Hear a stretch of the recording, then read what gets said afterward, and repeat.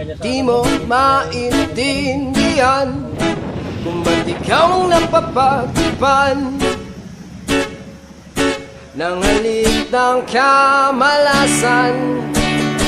Kinapang mong What is up guys? Good morning. Another travel vlog and adventure na naman. Nandito na naman tayo, AR Lacuachero.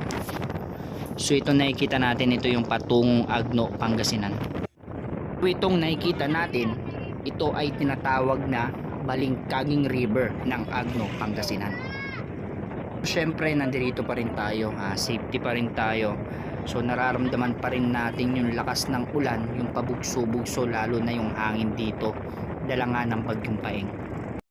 Umalis nga kami dito sa Castillejos ng alas 7 at dumating kami ng alas 12 pasado dito sa may Agno, Pangasinan.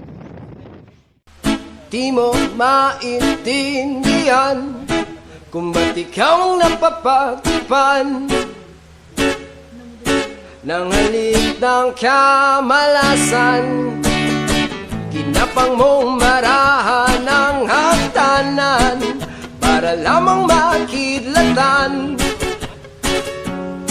sa kaitaas-taasan. Ngunit kaibigan, huwag kang magpapasindak. Kaibigan, easy lang saya. Dahil wala ring mangyayari, dahil walang mapapala, huwag mong pigilan ang pagbuhos ng ulan. May panahon para maging hari, may panahon para mataba, dahil ang buhay natin ay sadyang ganyan. Umaraw, umuulan, umaraw, umuulan, ang buhay ay sadyang ganyan. Umaraw,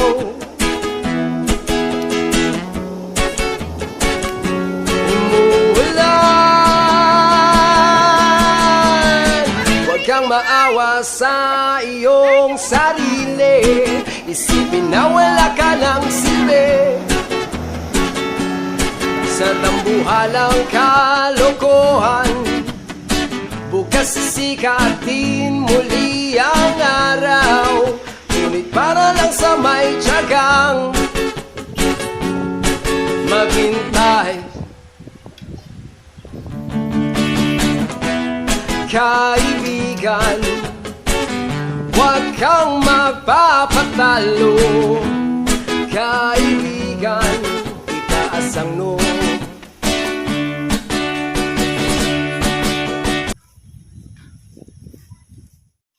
So ayun, bumalik na nga kami, baka lumakas pa yung ulan.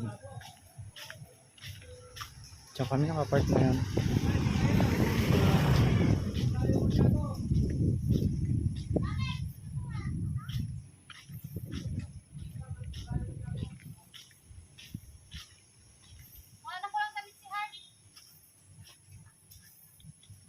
So mga Lacuachero, bago matapos itong video na ito, syempre unang-una sa lahat nagpapasalamat ako sa bawat isa na sumusuporta sa aking official Facebook page na AR Lacuachero.